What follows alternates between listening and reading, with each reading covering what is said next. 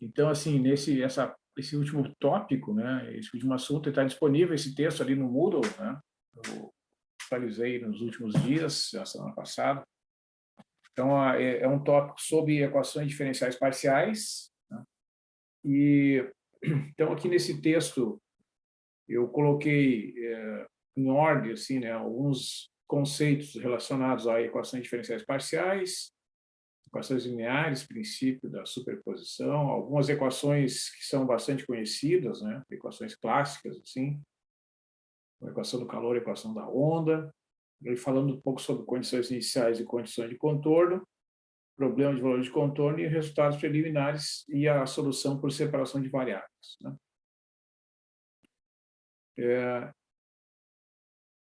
Então, equações diferenciais parciais são equações que têm como incógnitas, né, uma função e as suas derivadas parciais. Eventualmente, a função pode ser, que a gente está buscando é uma função de duas variáveis e pode ter as derivadas parciais em relação a essas duas variáveis, né, presentes na equação.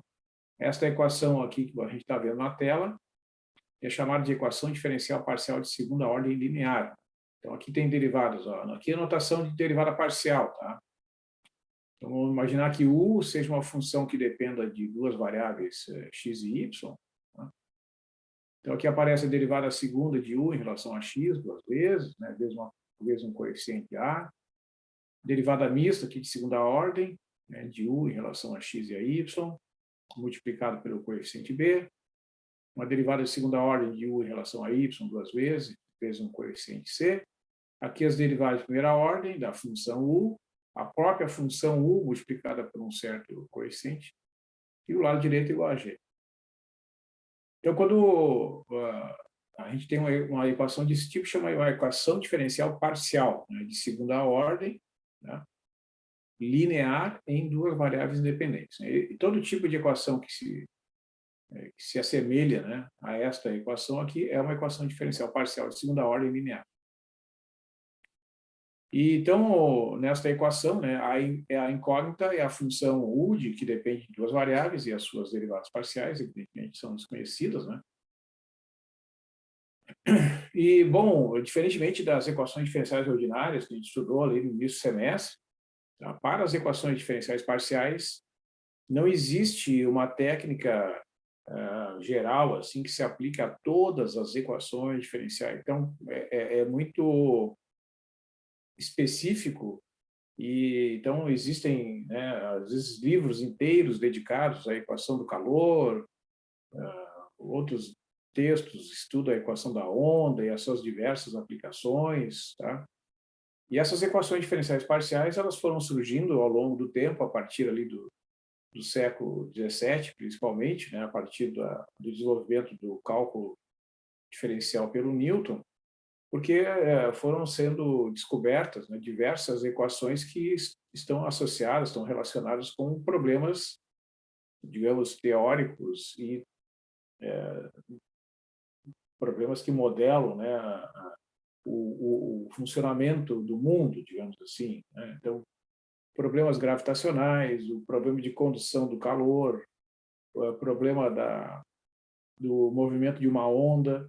Né? Então, todos esses problemas são descritos por certas equações diferenciais e com a descoberta, né, desses problemas e das suas respectivas equações, começaram a ser desenvolvidas, então, técnicas, né, de resolução dessas equações.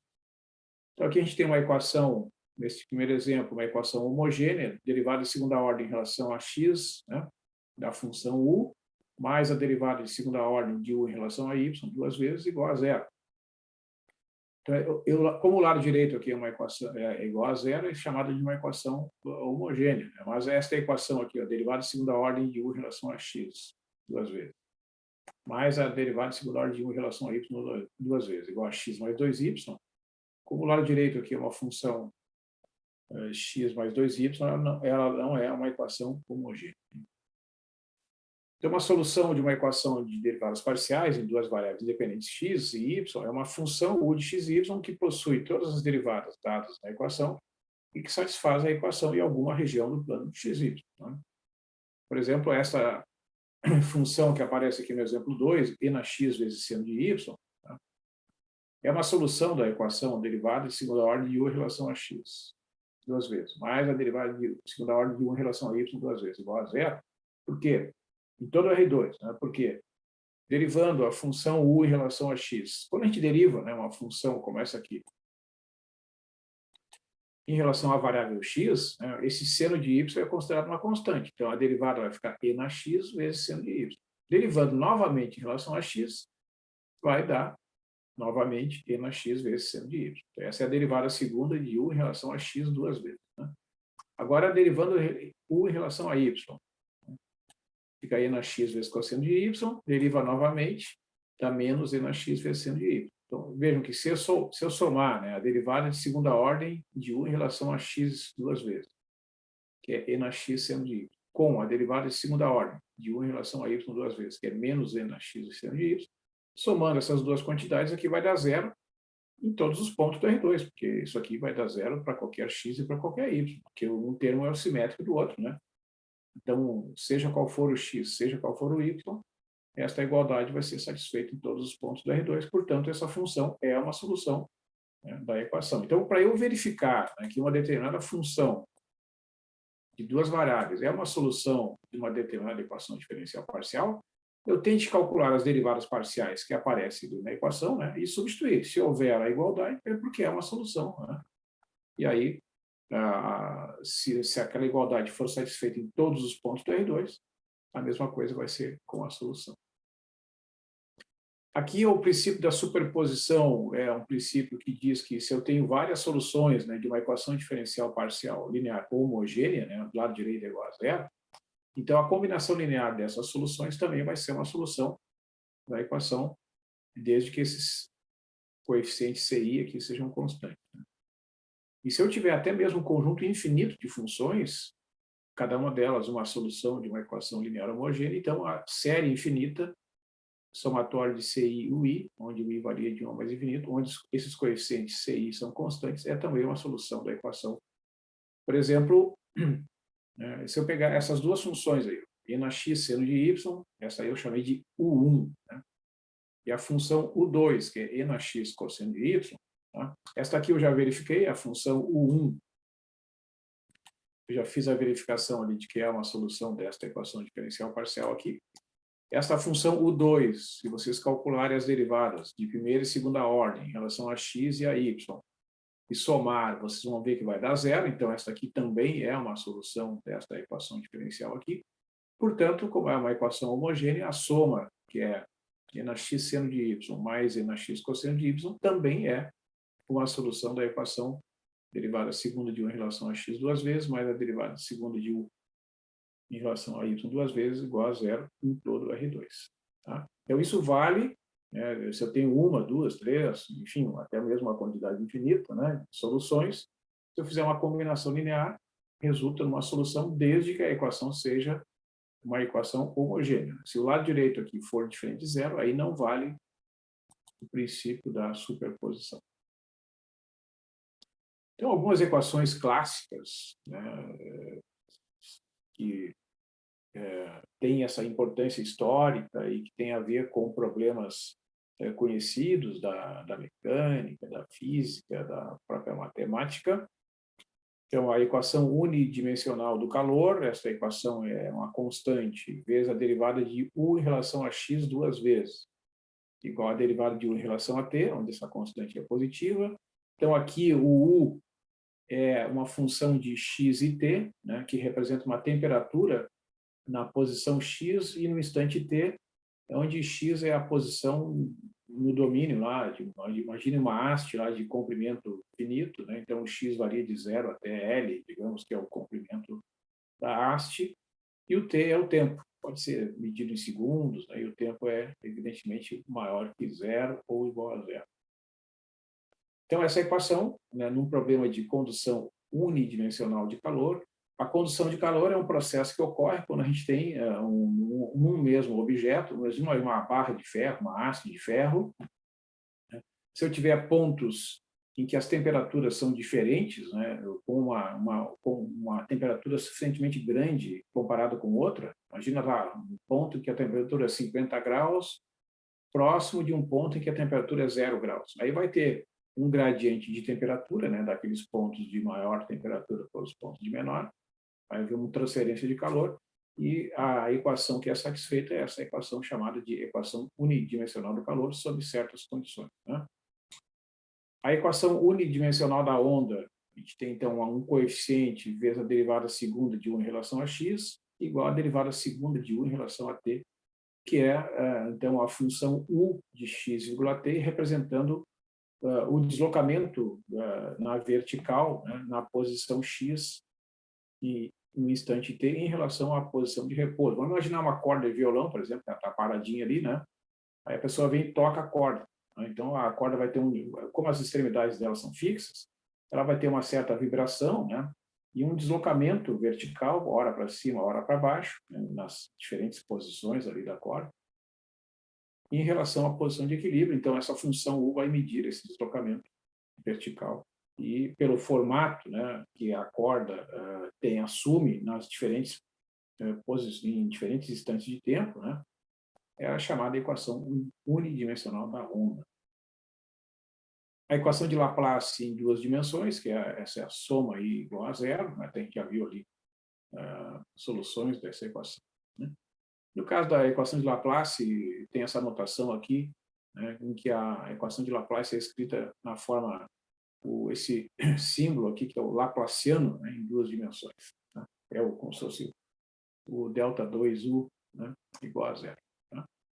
Então, como está dito aqui no texto, na equação 1, a função incógnita é a temperatura, o de x, t, na equação 2 é o deslocamento, o de x, t, na equação 3 é uma temperatura em estado estacionário. Então, aqui eu faço uma dedução da equação do calor, eu não vou entrar nessa discussão aqui, tá? Eu só vou comentar rapidamente, né? Imagina uma haste, né? Ou um fio delgado, então, que eu queira medir a temperatura x, t, né? Então, o x representa a posição da haste e o t é o instante de tempo, né? Então, aqui, o que acontece é que, por hipótese, o fluxo de calor ocorre somente na direção x, tá? Essa é uma hipótese que faz sentido fisicamente, né? Se eu pegar uma haste que tem um comprimento dominante, né? Então, as diferenças de temperatura que podem acontecer, que podem promover, né, fluxo de calor numa direção dominante, né? Se eu tiver, por exemplo, imagina uma haste de 1 metro de comprimento e as dimensões ali, largura e profundidade, sejam, né, muito pequenas, né, de ordem de centímetros. Então, o fluxo de calor vai ser percebido mais na direção dominante, naquela direção em que as dimensões são bem maiores, né? Então, aqui o fluxo ocorre só na direção x, né? A superfície lateral é isolada, isto é, nenhum calor escapa dessa superfície ou entra através dela, tá? Então, não tem calor entrando através da superfície. Isso é uma hipótese simplificadora, né? Que a gente imagina que, em algumas situações, ela descreve bem o que acontece. Então, não há fonte de calor na haste, né? Não tem fonte de calor interna. A haste possui um material homogêneo, então a massa por unidade de volume é constante, assim como o calor específico e a condutividade térmica do material da haste são constantes, tá? Essas hipóteses também são simplificadoras, porque quem já fez experiências, né, quem já observou gráficos aí da condutividade térmica, por exemplo, sabe que a condutividade varia com a temperatura, né? Mas somente por questões de simplificação, né, essas hipóteses são aceitas e elas são válidas em certas condições, tá? Então, tem algumas leis aqui da condição de calor, né? Então, eu não vou entrar nos detalhes, o que interessa é que, aí depois vocês podem dar uma olhada, aqui vocês têm esta equação, né? E este coeficiente aqui, que é o A2, tá? Não é A ao quadrado, é uma notação para A2, né? Esse 2 aqui é um sobrescrito, tá? Não é A elevado ao quadrado, é A2, chamada de difusividade térmica, né? Essa difusividade térmica, então, é um coeficiente que aparece aqui na equação do calor, multiplicando a derivada segunda de U em relação a x, né, duas vezes. E este coeficiente, então, difusividade térmica, é uma característica de cada material, né? Aqui depois tem a discussão a respeito da equação da onda, né? Tem aqui uma dedução considerando uma corda de comprimento L, mantida tensa e fixada em 2 pontos no eixo X, quando X varia de 0 até L, conforme essa figura, né? Então, aqui eu fiz uma figura assim para forçar, digamos, a imagem, né? Imagina uma corda em que ela tem uma certa curvatura, tá? Então ela vai ter um deslocamento aqui, né, em relação à posição de equilíbrio, que seria aqui sobre o eixo X, quando ela estivesse perfeitamente esticada, tá? Então, para que ela fique nessa posição, ela tem que ter uma certa tensão, né? Certo? Então, aqui eu faço algumas hipóteses, tá? Que a corda é perfeitamente flexível e eu vou querer calcular o U de x,t, que é o deslocamento vertical de um ponto arbitrário da corda medido a partir do eixo x em todo instante t maior que zero. Tá? Então, é esse segmento aqui, né? Imagina se a corda estivesse exatamente sobre o eixo x aqui, né? Ela estaria na posição de repouso. Tá? Aí ela pode estar vibrando, então ela vai ter um deslocamento vertical aqui. Pode ser para cima ou pode ser para baixo, evidentemente. Tá? Então, o x representa a posição e o t representa o tempo. Né? Então, as hipóteses é que essa corda é perfeitamente flexível, ela não tem pontos. Isso quer dizer o seguinte, ela não tem pontos em que ela oferece maior resistência ao movimento do que outros. Né? A corda é homogênea, então a massa por unidade de comprimento é constante. Né? Os deslocamentos U são pequenos comparados com o comprimento da corda, que é o que acontece com uma corda de violão. Né? A vibração da corda de violão, as vibrações verticais, né? Elas são muito pequenas comparadas com o comprimento da própria corda. Né? A inclinação da curva é pequena em todos os pontos, tá? A tensão T atua tangencialmente e o módulo da tensão é constante, é o mesmo em todos os pontos. Né? E essa tensão é grande comparada com a força da gravidade. Essa hipótese é muito importante, porque daí a força da gravidade não é considerada aqui. Tá? Embora, evidentemente, a gente saiba, né, que a gravidade está presente, né, em qualquer objeto. No caso de uma corda, tá? A tensão que a corda está submetida ali, no caso da corda de violão, por exemplo, quem conhece, né? A corda fica tensionada ali, essa tensão é muito grande comparada com a gravidade. Então, o efeito gravitacional, né, ele é desprezível neste caso. E nenhuma outra força externa atua sobre a corda. Tá? Então, não tem força de vento, não tem... Não, essa corda, se ela for de metal, por exemplo, ela poderia sofrer eventualmente um efeito de um campo magnético. Isso também está sendo descartado. Tá? Então, nenhuma outra força externa atua sobre a corda. E aí, então, eu faço aqui a dedução, né, das equações, então chega-se a esta equação aqui, que é a equação apresentada na forma usual, né, a forma da equação da onda. Então, vocês vejam que essas equações elas são parecidas, tá? Eu vou mostrar aqui de novo. Né? Ó, a equação do calor tem derivada segunda e tem uma derivada primeira, né, aqui do lado direito. Tá? E a derivada segunda está multiplicada por uma constante aqui. Né? No caso da equação da onda, ó, tem duas derivadas de segunda ordem. Derivada de U em relação a x, segunda ordem, vezes a difusividade térmica, igual a derivada segunda de U em relação ao tempo. Né? Então, essa é a diferença da equação do calor em relação à equação da onda. Né? Então, são equações diferenciais parciais de segunda ordem, lineares, todas estas equações que vocês estão vendo aí. Muito bem.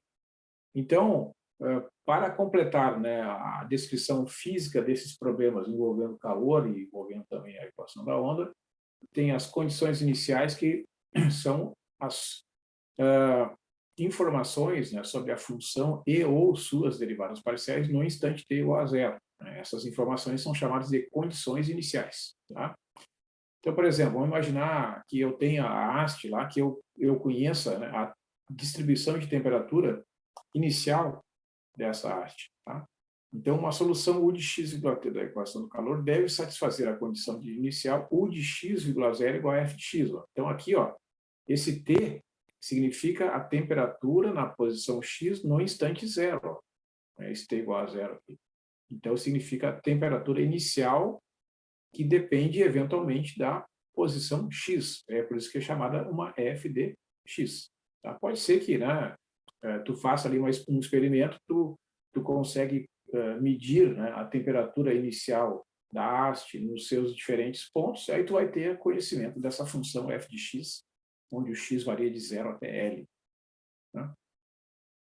Para uma corda vibrante, né, a gente pode especificar o deslocamento inicial f de x, assim como a sua velocidade inicial. Tá? É parecido com aquela descrição lá do início do semestre, né? Quando a gente tinha, né, o sistema massa-mola, que a gente sabia a posição inicial da massa e também a sua velocidade inicial. Né? No caso da equação da corda vibrante, seria uma situação semelhante. Tá? Então, ao resolver a equação da onda, né, a gente vai ter que procurar uma função u de x do at que vai satisfazer essa condição inicial aqui, ó, que representa a posição inicial da corda, e essa condição aqui, que representa a velocidade inicial da corda, onde o x varia de 0 até L.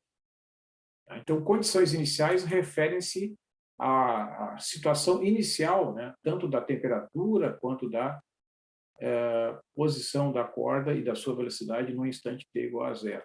Tá? As condições de contorno são as condições que se referem às informações sobre o que acontece na borda, na fronteira do domínio em cada um dos problemas. Tá? No caso da equação da onda, se a gente tiver uma corda fixa nos pontos extremos, né, que são o x igual a 0 e o x igual a L, né, as equações matemáticas dessas condições de contorno são, ó, u de 0,t igual a 0 e u de L, t igual a 0. Tá? Então, condição de contorno, extremidades fixas, ó, como o u representa, né, o deslocamento da corda, hora para cima, hora para baixo, se eu digo que o u na posição 0, para qualquer instante de t, é igual a 0, eu estou dizendo que a extremidade x igual a 0 está fixa. Se eu estou dizendo que u de L, t é igual a 0, para todo t maior que 0, significa que a extremidade x igual a L está fixa em todo instante de tempo t maior que 0. No caso da equação do calor, se a temperatura for nula nas extremidades da haste, tá, nós devemos ter u de 0,t igual a 0 e u de L, t igual a 0 para t maior que 0. Tá? Por outro lado, se as temperaturas nas extremidades da haste forem T1 e T2, vamos imaginar, por exemplo, eu pego uma haste de ferro, uma barra de ferro, tá? De comprimento L, um comprimento finito, pode ser 1 metro. Aí, por exemplo, eu posso submeter as duas extremidades a temperatura igual a 0. Aí eu vou botar, por exemplo, 2 barras de gelo ali nas duas extremidades e vou manter, né, aquela temperatura igual a 0 em todo instante de tempo. E se eu quiser, né, fazer um outro experimento, eu posso pegar um termopar, né, e colocar ali, ou, melhor dizendo, uma resistência, né? Eu aqueço ali uma extremidade, digamos, a 20 graus e gasto energia para manter aquela temperatura constante igual a 20 graus, e numa outra extremidade eu posso botar uma resistência e fazer a temperatura ficar constante igual a 50 graus, digamos, né? Então eu posso ter temperaturas diferentes nas extremidades, uma temperatura T1 e outra temperatura T2 nas extremidades. E essas condições de contorno são chamadas de condições de Dirichlet. Tá? Então, há outras condições de contorno que a gente não vai discutir aqui. Então, um problema de valor de contorno é modelado por uma equação diferencial parcial juntamente com as condições iniciais e de contorno. Tá? Então, esse problema que vai aparecer aqui, ó, vocês estão vendo aqui na tela, é um problema de valor de contorno para um problema de vibração de uma corda. Né? Então, aqui a gente tem a equação da onda, né? A equação da onda, o x de 0 até L, t maior que 0. Então, é a equação de uma onda para uma corda de comprimento finito, L. As extremidades da corda estão fixas, a velocidade inicial, a posição, melhor dizendo, inicial da corda é conhecida, assim como a sua velocidade inicial é conhecida para todo x entre 0 e L. Tá? Então, é isso que está querendo dizer aqui. Ó, né? A gente sabe, né, a posição inicial da corda, tá? E também as extremidades estão fixas, né? Então eu sei que aqui ela vai ser igual a 0, e eu sei que aqui vai ser igual a 0. Tá? Bom, então assim, eu vou só fazer um comentário aqui. antes de continuar, né, que quando a gente resolve essas equações, tá, são vários resultados preliminares que são levados em consideração, tá, para a gente conseguir resolver completamente o problema, tá? Então, o que eu fiz aqui? Eu dividi, né, o texto apresentando alguns resultados preliminares para depois apresentar a solução da equação do calor, certo? Então, eu vou comentar esses resultados preliminares e depois vou apresentar a discussão ali a respeito da solução da equação do calor.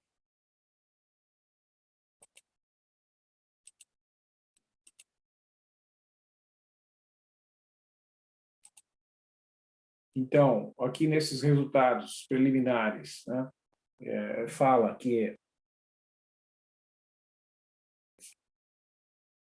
quando tiver um problema de valor de contorno desse tipo aqui, y duas linhas mais lambda y igual a zero, y de zero igual a zero, e y de L igual a zero, esse problema aqui é um problema que admite infinitas soluções, dadas pela fórmula yn de x igual a seno de n vezes π vezes x dividido por L, para cada valor de n igual a 1, 2, 3, etc.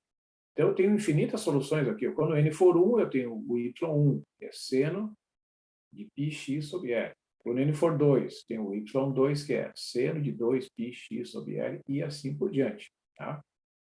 Então, esse é um problema de valor de contorno que tem infinitas soluções diferentes.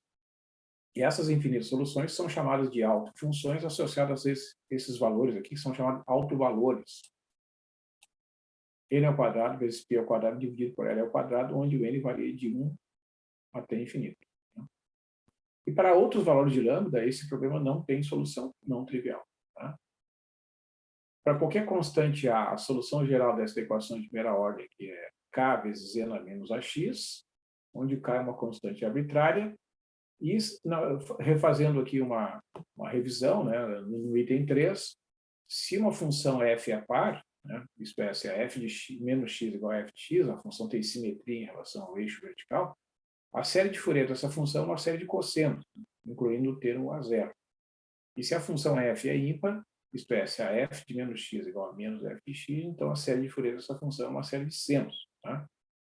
Como, por exemplo, né, a função x ao quadrado, que nós vimos aí em aulas anteriores, que é periódica, π pelo 2π, definida nesse intervalo de menos π até π, tá? É uma função par, enquanto a função f de x igual a x, que é definida de menos π até π, e com o período 2π é uma função ímpar. Muito bem, então a gente chega aqui neste ponto, né, que é a técnica da separação de variáveis para obtenção da solução da equação do calor. Então, eu vou apresentar aqui para vocês, né, como é possível resolver essa equação do calor usando essa técnica, considerando, então, um problema completo de uma haste de comprimento finito. Tá? Então, nós temos a equação diferencial que governa esse problema, que é conhecida como a equação do calor. Estou escrevendo aqui nessa notação, ó, que também é usada ali nos cursos de cálculo, né? A difusividade térmica vezes a derivada segunda de U em relação a X igual a derivada primeira de U em relação a T. Né? Então, aqui está a haste, né, de comprimento L. Tá? Então, aqui o A2 é chamado de difusividade térmica do material. Tá? Eu até apresentei aqui, ó, alguns valores encontrados na literatura para a difusividade térmica. Ó. Então, se o material for a prata, por exemplo, olha só, difusividade térmica medida em centímetro quadrado por segundo é 1,71. O cobre tem difusividade térmica igual a 1,14 centímetros quadrados por segundo. Então, ainda, ó, veja só aqui, ó, o PVC, por exemplo, que é um material bastante usado, né, em acabamento de esquadrias, ele é usado para dar conforto térmico exatamente por isso, ó, porque ele tem uma difusividade térmica muito pequena, 1,26 vezes 10 a menos 7.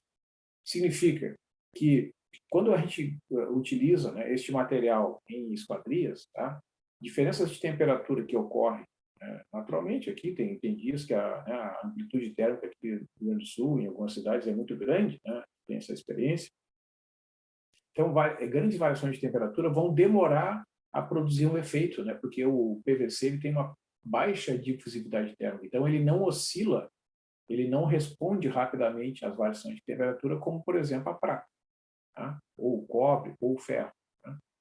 Certo? O alumínio, por exemplo, que é um material usado também em aberturas, ele responde muito rapidamente, ó, porque ele tem uma difusividade térmica muito elevada comparado com o PVC. Tá? Então, para efeitos de conforto térmico, o alumínio não é um bom material. Né? Então, essa função que depende de duas variáveis x e t, que representa a temperatura desta haste, né? U de x, t, que é a temperatura da haste na posição x e no instante t, ela vai satisfazer uma distribuição inicial de temperatura que vai ser representado por U de x, 0 igual a f de x. Então, essa equação aqui, ó, representa que a gente conhece a temperatura inicial desta haste, que é o U de x igual a 0, né? Porque o t aqui vale 0. Ó. Lembra que o t é a segunda das variáveis. Então, se o t é igual a 0, significa que a função temperatura está sendo calculada na posição x e no instante t igual a 0, que é chamado instante inicial. Né? Então, essa função depende só da variável x. É isso que está dizendo esta equação aqui, o x variando de 0 até L. Né? Então, suponhamos, além disso, que as extremidades da haste são mantidas a temperaturas fixas iguais a 0. Tá? Ou seja, U de 0,T igual a 0 e U de L,T igual a 0. Essa é uma hipótese importante porque, resolvendo o problema desse jeito, depois fica mais fácil resolver o problema quando as temperaturas forem diferentes de 0. Tá? Então, em resumo, né, o problema consiste em resolver este conjunto de equações aí que é chamado de problema de valor de contorno com condição inicial. A equação da condução do calor unidimensional, A2 vezes a derivada de segunda ordem em relação a x, duas vezes, igual a derivada de primeira ordem de u em relação a t, x variando de 0 até L e o t positivo. Né? Condição inicial, u de x igual a 0 igual a f de x, para x entre 0 e L, e temperaturas nas extremidades da haste iguais a 0 para todo zero, para todo t maior que 0. Né? Significa que a temperatura é mantida igual a 0 nas duas extremidades. Né? O tempo vai passando e a temperatura é igual a 0. Tá? Então, evidentemente que se a gente for fazer um experimento, eu tenho que gastar para fazer isso. Tá? Eu tive um aluno de graduação, que depois fez o mestrado, o César Minura, ele foi meu aluno. Ele fez um experimento, me contou que ele fez um experimento para testar essa solução do problema de calor, de produção de calor. Ele pegou uma haste de 1 metro, né, de ferro, aqueceu dentro de um tanque uma água a 50 graus, deixou a haste lá, aí deixou um certo tempo, né, de modo que depois de um certo tempo a haste estava toda ela a 50 graus. Tá? Então ele sabia que a temperatura inicial da haste era 50 graus e botou 2 sacos de gelo, né, em cada uma das extremidades para manter a temperatura igual a 0 na extremidade 0 e na extremidade L igual a 1, né? Que a haste tinha 1 metro de comprimento, e botou em diversas posições intermediárias ali, né, sensores para medir a temperatura da haste e deixou o tempo passar. Tá? E depois conferiu com a solução teórica e viu que os valores eram bastante próximos. Tá? Então, olha só, esse é o conjunto, né?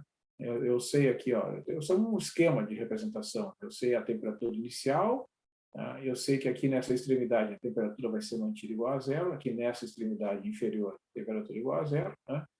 Então, à medida que o tempo vai passando, tem a equação do calor, né? E eu quero saber a solução desse problema. Então, evidentemente que a gente está interessado numa solução não nula do problema, porque se eu deixar de dizer que a temperatura é igual a 0, aí não vai ter graça nenhuma. Né? Então, a hipótese de que a solução do problema, o de x igual a t, é um produto de duas outras funções, uma dependendo só de x e uma dependendo só de t. Então, essa igualdade aqui, ó, é a chamada técnica da separação de variáveis. Tá? Essa é uma técnica que se revelou, com o passar do tempo, bastante eficaz para resolver diversos tipos de equações. Tá? Ela resolve não somente a equação do calor, mas também, em alguns casos, a equação da onda, a equação de Laplace. Então, diversos são os tipos de equações que admitem a solução pela técnica da separação de variáveis. Por que este nome? Pelo seguinte, veja que a equação do calor, ela envolve derivada de segunda ordem em relação a x, vezes a difusividade térmica, igual a derivada de primeira ordem de 1 em relação a t. Então, observa, como eu estou fazendo essa hipótese aqui, né, de que u é uma função que depende de x, vezes outra função que depende só de t, quando eu derivar u duas vezes em relação a x, vai dar a derivada de segunda ordem de x vezes t.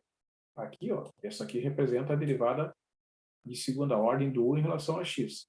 E este termo aqui, ó, representa a derivada de primeira ordem do u em relação a t. Né? E quando eu derivo esse produto aqui, ó, em relação à variável t, vai ficar x vezes t', que é a notação simplificada, já que eu estou calculando derivadas de funções de uma variável. Né? Então, eu isolando aqui, ó, o x duas linhas sobre x do lado esquerdo, basta dividir aqui, né, x duas linhas por x. Aí o t maiúsculo eu escrevi lá dividindo o t', e esse A2 aqui eu escrevi como 1 dividido por A2. Tá? Por que isso? Porque daí o que a gente tem nesse lado aqui, este fator, ó, ele depende só da variável x, porque o x, por hipótese, depende só do x. Né? E este fator aqui, ó, depende só do t, que é o tempo, porque o t grande só depende do tempo. Então, para que isso aconteça, como o x e o t são variáveis independentes uma da outra, né, o x minúsculo e o t minúsculo são variáveis independentes uma da outra, essas divisões têm que ser iguais a valores constantes. Tá? Então, essa constante de separação é representada por lambda, e eu posso escrever, então, que x duas linhas dividido por x é menos lambda, e 1 sobre A2 vezes t' sobre t é menos lambda. O sinal de menos, tá, é para tornar o cálculo da solução mais fácil. Em todos os livros que tratam da solução da equação do calor, essa é a notação padrão utilizada. Então, nós teremos essas equações diferenciais de primeira e segunda ordem, é só isolar aqui, né? X duas linhas fica menos lambda x, ou seja, x duas linhas mais lambda x é igual a zero. E esta equação aqui, isolando o t' e o t, vai ficar t' mais lambda vezes a ao quadrado vezes t igual a zero. Tá? Eu tenho que a primeira equação é uma equação de segunda ordem, né, que deve ser satisfeita pela função x grande, que depende da variável x pequena. Esta função, ela é o termo que é um dos fatores aqui da função temperatura, x de x.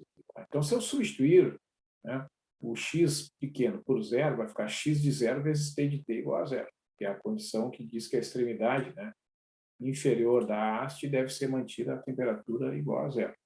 Então, como eu quero uma solução não nula, este fator aqui, t de t, não pode ser identicamente nulo, então o x de zero deve ser igual a zero. Tá? A mesma coisa ocorre na outra extremidade, que o x de L deve ser igual a zero. Então, usando aquele primeiro resultado ali, dos resultados preliminares, nós vamos ter que o x grande, subscrito n, que depende da variável x, será seno de nπx dividido por L para cada valor de n, de 1, 2, 3, etc. Tá? Essas são as funções que vão satisfazer esta equação diferencial de segunda ordem com essas condições de contorno. Tá? X de zero igual a zero e x de L igual a zero. Então, eu tenho esses autovalores lambda n igual a n ao quadrado vezes π ao quadrado dividido por L ao quadrado, onde o n varia de 1 até infinito. 1, 2, 3, etc. Então, eu tenho infinitas soluções para cada valor de n, onde o n é um número inteiro positivo. Então, eu vou substituir esse valor do lambda n lá na equação de primeira ordem, t' mais A2, n ao quadrado, π ao quadrado sobre L ao quadrado vezes t igual a zero. Esse aqui é A2 mesmo. Né? Então, nós vimos que a solução dessa equação diferencial é uma função exponencial. Né? É uma constante vezes z na menos A2, n ao quadrado, π ao quadrado, dividido por L ao quadrado vezes t. Assim, eu tenho, né, que o produto dessas duas funções, ó, xn e o tn, tá? Ou seja, seno de nπ x dividido por L, vezes a exponencial de menos A2, n ao quadrado, π ao quadrado, dividido por L ao quadrado, vezes t, para cada valor de n, é uma solução da equação diferencial do calor. Tá? Ora, o que nós vimos lá no princípio da superposição, né? Quando eu tenho infinitas soluções de uma equação diferencial que é linear e homogênea, e essas funções são linearmente dependentes, então a solução da equação do calor vai ser obtida pela soma da série, que é o somatório apresentado ali, né? Quando n varia de 1 a mais infinito, de um coeficiente Cn multiplicado por seno de n vezes π vezes x dividido por L, multiplicado por n a menos difusividade térmica A2 vezes n ao quadrado vezes π ao quadrado dividido por L ao quadrado vezes T. Então, vocês vejam que, né, a variável x, que é a posição, vai aparecer aqui na função seno, e a variável tempo vai aparecer aqui no expoente da variável n a menos, né, A2, n ao quadrado, p ao quadrado, vezes, dividido por L ao quadrado, vezes t. Tá? Então, como a condição inicial que estabelece, quando eu substituir o t por zero, né, a função temperatura é igual a f de x, veja que se eu substituir o t por zero, este valor aqui da exponencial vai desaparecer, porque n a zero é 1. Né? Então, eu terei o somatório, quando n varia de 1 até mais infinito, Cn, seno de nπx sobre L é igual a f de x. Então, esta igualdade aqui significa que esta função f de x é igual à sua série de Fourier de senos. Tá? E para isso acontecer, basta eu supor que essa função seja uma função ímpar, tá? Com período igual a 2L. Então, se eu tiver esta hipótese satisfeita, eu posso garantir que o Cn, que é este coeficiente que ainda é desconhecido, será dado por essa fórmula. E aí está resolvido completamente o problema. O Cn será igual a 2 sobre L, a integral de 0 até L da f de x multiplicado por seno de nπx sobre L dx, né, onde o n é igual a 1, 2, 3, etc. Então, para cada valor de n inteiro positivo, eu terei um coeficiente. C1, C2, C3 e assim por diante. E cada valor desses coeficientes é dado por esta integral aqui, que é uma integral que nós já calculamos lá no desenvolvimento das séries de Fourier. Ou seja, realmente o Fourier provou que estava correto, né? Porque ele idealizou, de fato, a sua teoria com este objetivo de resolver a equação do calor. Né? E se comprovou com esse desenvolvimento aqui que essa, de fato, é uma solução da equação do calor unidimensional numa haste de comprimento finito. Então, resumindo, né, a solução do problema de condução de calor numa haste modelado por estas equações todas, né, derivada segunda de U em relação a x duas vezes a difusividade térmica, representada pelo A2, igual a derivada primeira de U em relação a T, com o x variando de 0 a L e o T assumindo valores positivos. A condição inicial, que representa a temperatura inicial da haste, é conhecida igual a f de x, para x de 0 até L, que é o domínio, né, o comprimento da haste é igual a L, e temperaturas iniciais e temperaturas nas extremidades mantidas constantes iguais a zero, né, tanto na extremidade inferior, que é o x igual a zero, quanto na extremidade superior, que é o x igual a L, é dada por esta série aqui. Né? U de x igual a t igual ao somatório, quando ele vai de 1 a mais infinito, do Cn seno de n pi vezes x dividido por L, multiplicada pela exponencial n a menos A2, n ao quadrado, p ao quadrado, dividido por L ao quadrado vezes t, onde o Cn é dado por esta integral aqui. Né? Esses são os coeficientes de Fourier da função f de x expandida em uma série de senos. Ou seja, este resultado aqui significa que, para eu resolver este problema completamente, basta eu calcular esta integral aqui, que expressa como é o valor do Cn, e depois substituir aqui nesta série. E desenvolver, né? Quando a gente trabalhou com a série de Fourier, o que nós vimos? A série de Fourier, como qualquer outra série, e também esta série que nós estamos vendo aqui destacada na tela, é uma soma que tem infinitos termos.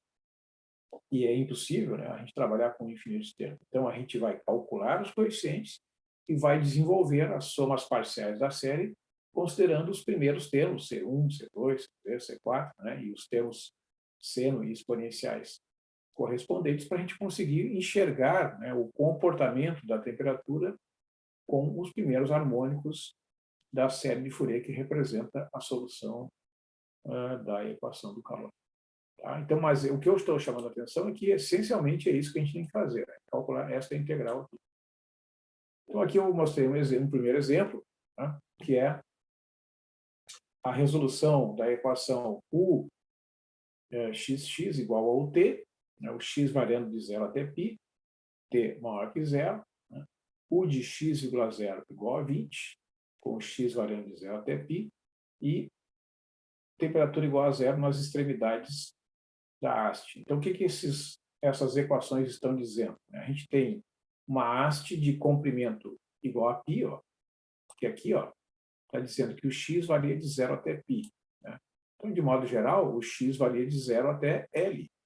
Portanto, neste exemplo aqui, neste exemplo 1, o L é igual a π. Tá? O A2 está escrito aqui, ó. O A2 é 1. Por quê? Porque o A2 ele é o coeficiente, que é a difusividade térmica, que multiplica a derivada segunda de U em relação a x aqui na equação do calor. Neste exemplo 1, este coeficiente é 1. Porque não precisa escrever 1 vezes a derivada segunda. Né? Então, a difusividade térmica é 1 centímetro quadrado por segundo. Né? E a temperatura inicial está escrita aqui, ó, que é a função constante igual a 20. Né?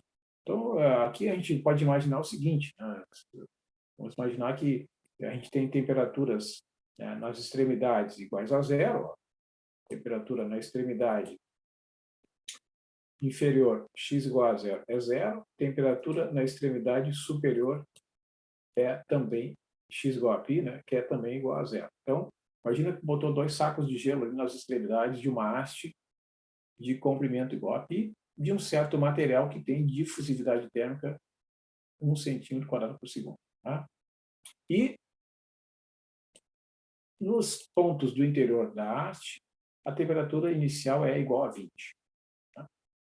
Ora, vamos pensar assim fisicamente, tá? De acordo com os dados do problema e com a dedução da equação do calor, né, essa haste ela não vai ter fonte interna de calor. Tá?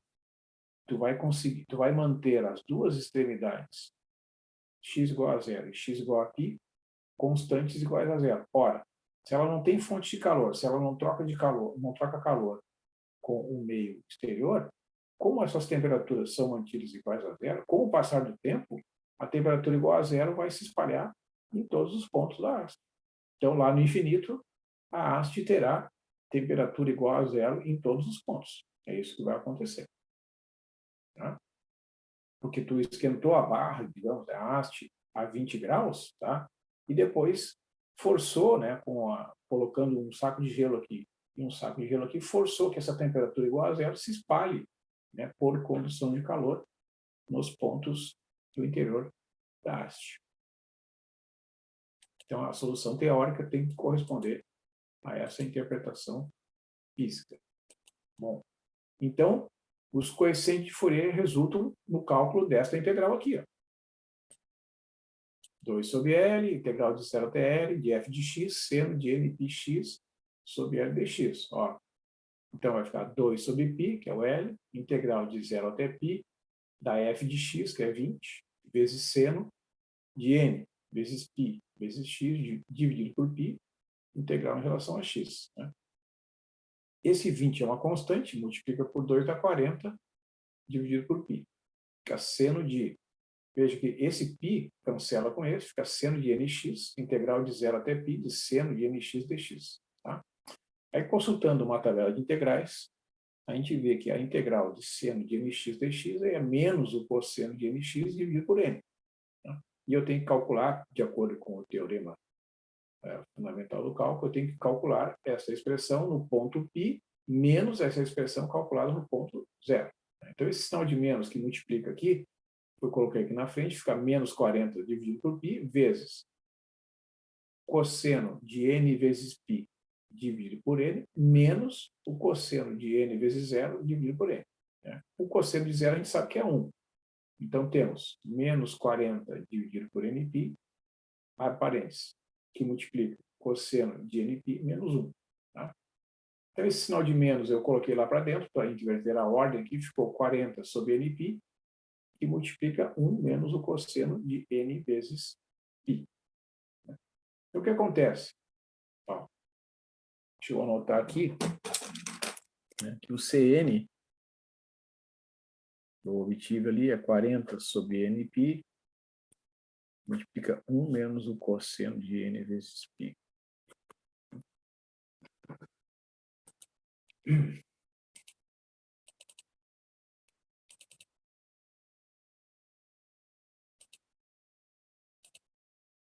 O que a gente faz? Né? Quando a gente obtém a fórmula do Cn, tá? Eu recomendo sempre a gente substituir. Né? Ó, se o n for 1, tá? Então o C1 será 40 dividido por 1 vezes π, que multiplica 1 menos o cosseno de π, né? Já que o n é 1. Tá? Então isso aqui vai ficar 40 sobre π, que multiplica 1 menos 1. 1 menos 1 é 2, né? Vezes 40 dá 80 sobre π. Se o n for 2, né? Vai ficar o C2 igual a 40 sobre 2π, 1 menos o cosseno de 2π. Isso aqui é 40 dividido por 2π, que multiplica 1 menos 1, porque o cosseno de 2π é igual a 1. Isso aqui vai dar zero, porque 1 menos 1 é zero, vezes 40 sobre 2π dá zero. N igual a 3. O C3 é igual a 40 sobre 3π, 1 menos o cosseno de 3π. 40 sobre 3π, 1 menos 1. Isso aqui é 1 mais 1, que é 2, vezes 40, 80 sobre 3π. Se o n for 4, nós teremos o C4, 40 dividido por 4π, né? O n aqui aparece no denominador, 1 menos o cosseno de 4π. Porque vai ficar 40 dividido por 4π, 1 menos 1, porque o cosseno de 4π é 1, porque vai dar zero. Então, o que a gente percebe? Né?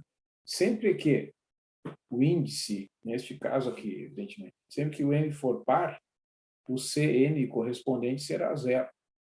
E quando o n for ímpar, vai dar 80 dividido por n vezes π. Então, o próximo vai ser 80 sobre 5π, é o C5. Né?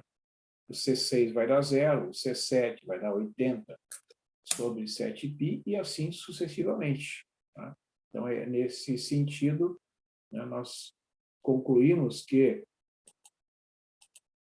no desenvolvimento desta série, né, o Cn resultante será 80 dividido por nπ se o n for ímpar e será igual a zero se o n for par. Tá? Então, né, a solução do problema é o somatório do Cn, seno de nπx dividido por π, n a menos n ao quadrado, p ao quadrado dividido por p ao quadrado vezes t. Onde é que saiu isso aqui? Né? Eu simplesmente peguei essa fórmula aqui. Ó, o de x igual a t é o somatório do Cn, seno de n vezes π vezes x dividido por L. O L é igual a π, nesse exemplo. O A2 vale 1, né? N ao quadrado, π ao quadrado dividido por π ao quadrado. Ó, então, substituindo os dados nessa solução aqui, observando que só restam os coeficientes ímpares, vai ficar 80 sobre π, somatório, quando n é 1, 3, 5, etc., né, de 1 sobre n, seno de nx, n a menos n ao quadrado vezes t. Então, isso é interessante, né?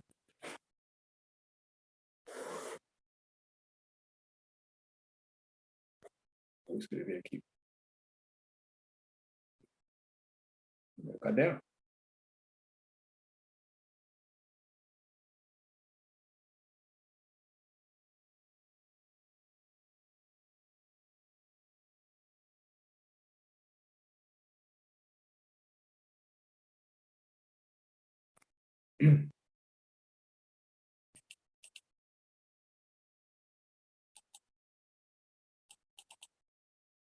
Então, aqui, né, nós temos a solução desse problema. Então, se a gente desenvolver este somatório, isto é, substituindo o n por 1, vai ser seno de x n menos t. Se eu substituir o n por 3, né, porque lembra que os n's têm que ser ímpares. Os n's iguais a zero têm coeficientes iguais a zero, então eles não vão contar aqui. Vai ficar seno de 3x sobre 3 n menos 9t. Depois vai ficar o seno de 5x dividido por 5, n menos 25t, e assim por diante. Então, o que a gente observa aqui nesse desenvolvimento, né, que tem essa constante aqui, que é 80 sobre π. 80 sobre π, né, é um número que vale, o π é 3,14, 80 dividido por 3 vai dar em torno de 26, alguma coisa, né? 26,6, mais ou menos. Seno de x é um valor entre menos 1 e 1, está multiplicado por n menos t. Então, observa, quando t vai para mais infinito, né, n menos t tende a zero. Então, este fator aqui, ó, quando t for para mais infinito, este fator vai tender a zero, porque isso aqui é um número limitado entre menos 1 e 1, multiplicado por n menos t, que vai para zero, quando o t vai para mais infinito. Este fator, seno de 3x sobre 3, né, o valor máximo do seno de 3x sobre 3 é 1/3, e o valor mínimo é menos 1/3. Multiplica por n menos 9t. Quando t assume valores positivos e cada vez maiores, a tendência desse fator é também ir para zero, quando t vai para infinito. Este fator está limitado entre menos 1/5 e 1/5, porque é seno de 5x sobre 5. Multiplica por essa exponencial aqui, vai tender a zero quando t vai para mais infinito. Então, né, nós podemos concluir que esta função que representa a temperatura vai tender a zero, né, para todo x, entre 0 e L, ou seja, no infinito, a temperatura da haste, nestas condições aqui, realmente será igual a zero, que é o que realmente tem que acontecer. Tá? Então, o que a gente observa? Se a gente calcular, né? Vamos fazer uma soma parcial aqui da série.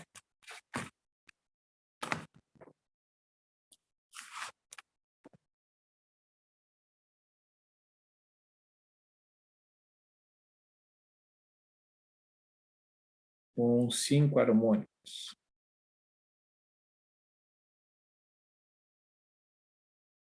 Então, U de x, t, né, é aproximadamente igual a 80 sobre π, seno de x, n menos t, seno de 3x sobre 3, n menos 9t, mais seno de 5x sobre 5, n menos 25t.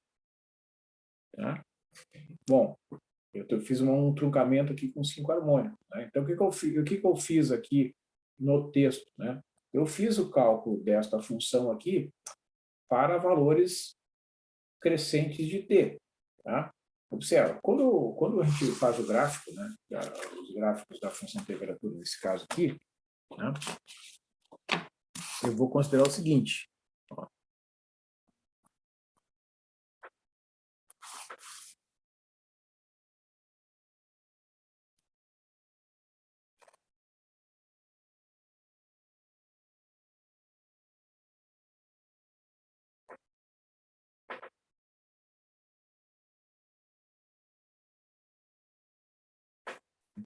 Bom, o que a gente viu ali? Que a temperatura inicial é igual a 20. Então, a temperatura inicial igual a 20 aqui no instante t igual a zero. Né? Essa é a temperatura desta haste, né, de comprimento π. Tá? Aí o que eu fiz? Eu peguei, né, esta função aqui, tá, e substituí o t por valores crescentes. Por exemplo, peguei o t igual a 0,1, né, e calculei u de x e o t igual a 0,1. Vai ficar 80 sobre π, seno de x, e na menos 0,1, mais seno de 3x sobre 3, e na menos 0,9, mais seno de 5x sobre 5, e na menos 2,5. Tá? Eu peguei e fiz o gráfico dessa expressão aqui usando o nosso velho conhecido da Wolfram. Vamos fazer aqui.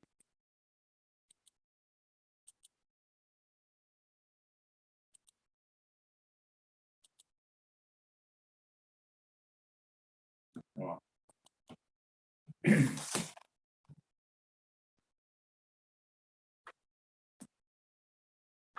80 dividido por π vezes, aparentes, seno de x vezes esp de menos t, de menos 0,1, né? Menos 0,1, né? Mais seno de 3x sobre 3 vezes esp de menos 0,9, mais seno de 5x sobre 5 vezes esp de menos 2,5 x de 0 até π.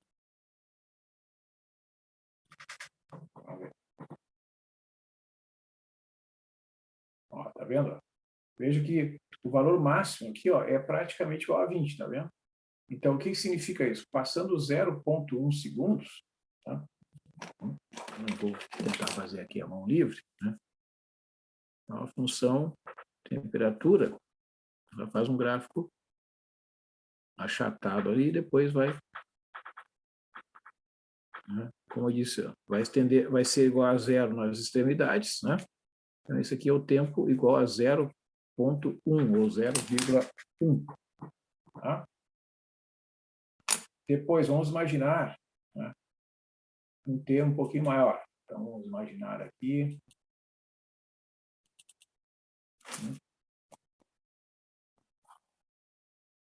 T igual a 0,5.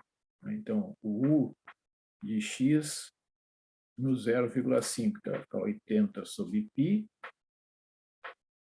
seno de x vezes e na menos 0,5, seno de 3x sobre 3.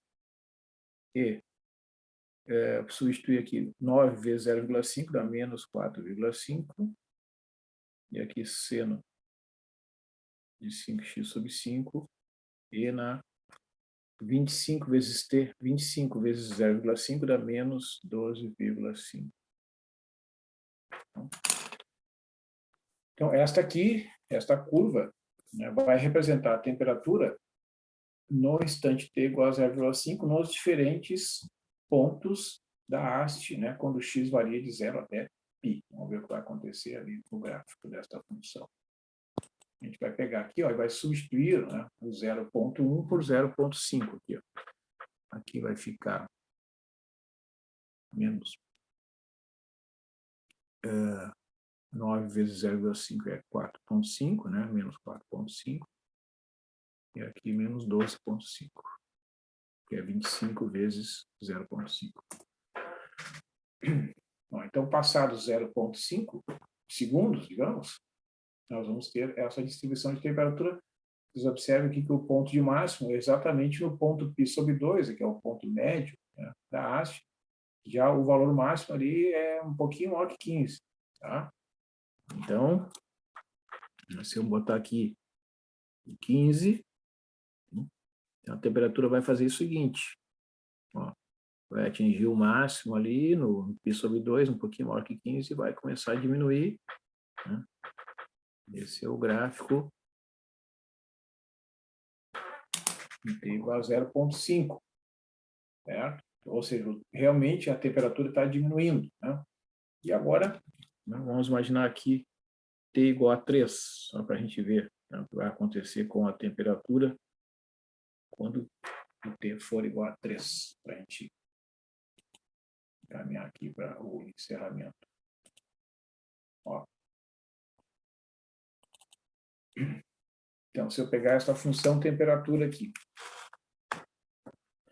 substituir lá, né, aqui eu tenho E na menos T, E na menos 9T e E na menos 25T, né, multiplicado pelos senos correspondentes. Então, eu vou fazer aqui, né, o cálculo vai ficar 80 sobre π, que vai ficar o seno de x E na menos 3, que seno de 3x sobre 3. 5 vezes 9, 3 vezes 9 dá 27, então E na menos 27, que é um número muito pequenininho, né?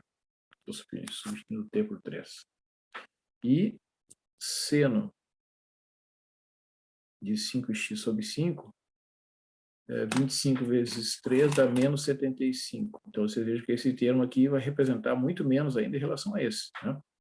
Certo? Então, imagina, isso aqui, né, esses valores aqui vão realmente ser valores muito pequenos, tá? Então, a gente vai comprovar isso ali no gráfico. A gente vai pegar aqui o recurso do plot, né? A gente vai substituir aqui, ó, vai ficar E na menos 3 e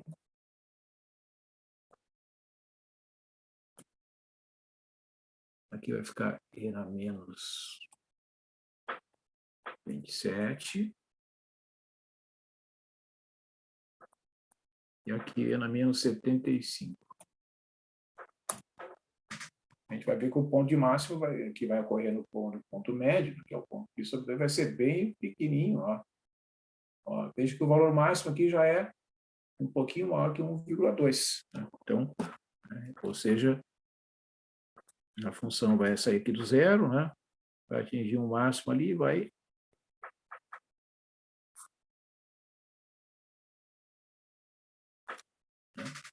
Certo? Ou seja, isso está comprovando que, de fato, né, à medida que o tempo passa, os valores máximos dessa função vão tender a zero em todos os pontos. Então, o gráfico dessa função,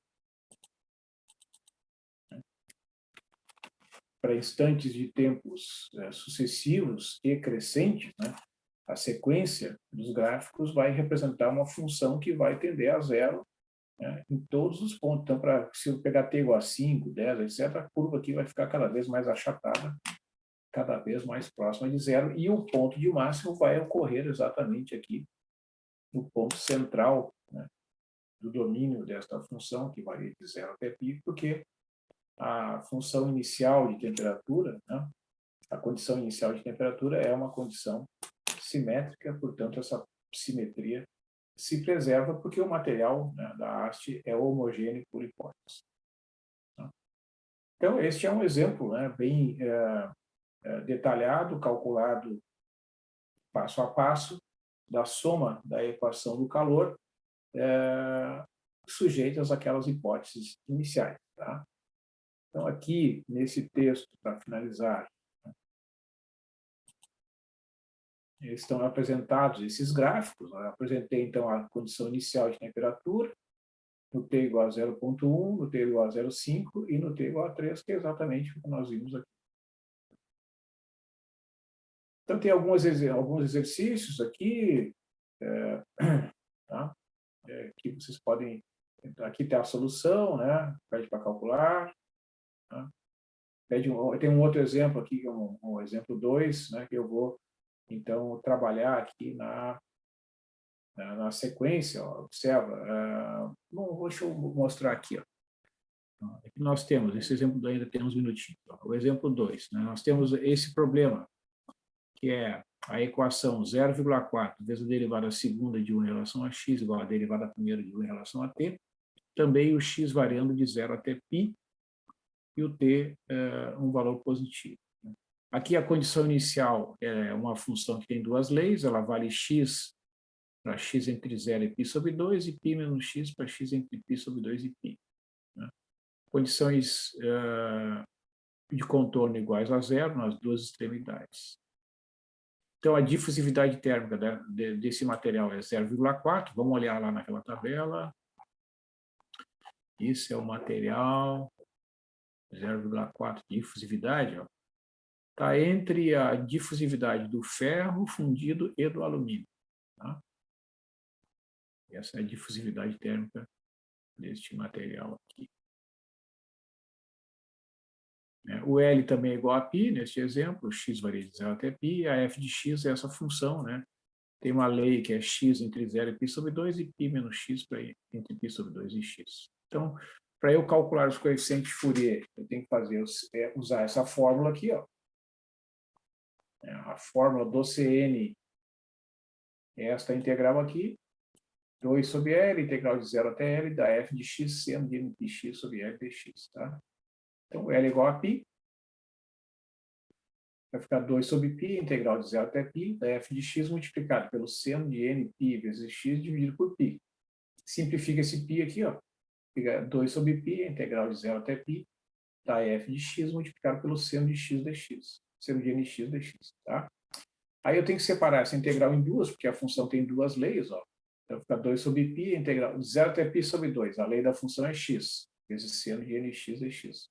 Mais 2 sobre π, a lei da função de π sobre 2 até π é π menos x, multiplicado pelo seno de nx dx. Aí eu peguei uma tabela de integrais, tá? E calculei todas essas primitivas aqui. Né? Vocês podem fazer depois o desenvolvimento detalhado aqui. Tá? Vai fazendo as simplificações possíveis. Tá? Seno de 0 é 0, 0 vezes cosseno de 0 é 0, vai calculando aqui. Simplifica o que for possível, vai chegar nesta expressão aqui.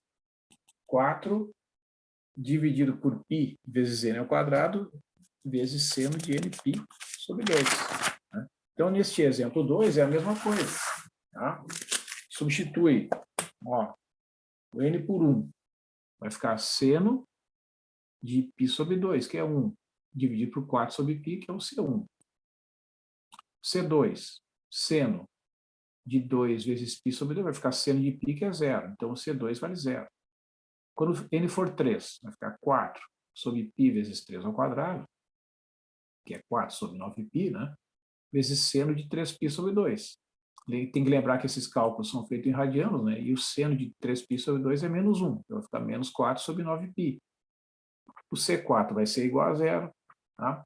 Então, neste desenvolvimento, só vão aparecer também os coeficientes ímpares, né? Sendo que os sinais vão ser alternados, ora positivos, ora negativos. Então, o C5 vai ser 4 sobre 25π, o C7 vai ser 4 sobre menos 49π e assim por diante. Tá? Então, o desenvolvimento dessa série, é 4 dividido por π, seno de x e na menos 0,4t, né, porque o A2 é 0,4, insisto aqui, o A2 é igual a 0,4, não tem que fazer nenhuma operação aqui, é só uma substituição. Né? 0,4, n ao quadrado, π ao quadrado, sobre π ao quadrado vezes t. Então, esse π ao quadrado cancela com esse π cancela com esse. Então, o C1, 4 sobre π, seno de x, e na menos 0,4t. Então, o 4 sobre π ficou em evidência, fica seno de 3x, e na menos 3,6t sobre 9, né, porque o n é igual a 3, então fica 9 vezes 0,4, que é menos 3,6, né, vezes t. Depois, quando n é igual a 5, 5 ao quadrado é 25, né? Vezes 0,4 é menos 10. Então, fica e na menos 10t, seno de 5x sobre 25, e assim por diante. Tá? Então, aqui é a mesma coisa, né? Eu peguei, desenvolvi esta temperatura até este harmônico aqui, seno de 5x sobre 25, e calculei os gráficos das temperaturas no instante t igual a 0, t igual a 1, t igual a 3. Né? Então, está aqui, temperatura inicial, né, que é aquela função x e π menos x, temperatura após 1 segundo, temperatura após 3 segundos, que também tende a 0, né, à medida que o t vai para mais infinito, porque todos os termos têm essa exponencial aqui. Então, à medida que o t vai para mais infinito, a temperatura vai tender a 0 em todas as posições desta haste. Então, é isso aqui, né, que eu queria falar na aula de hoje. Vou encaminhar aqui para o encerramento.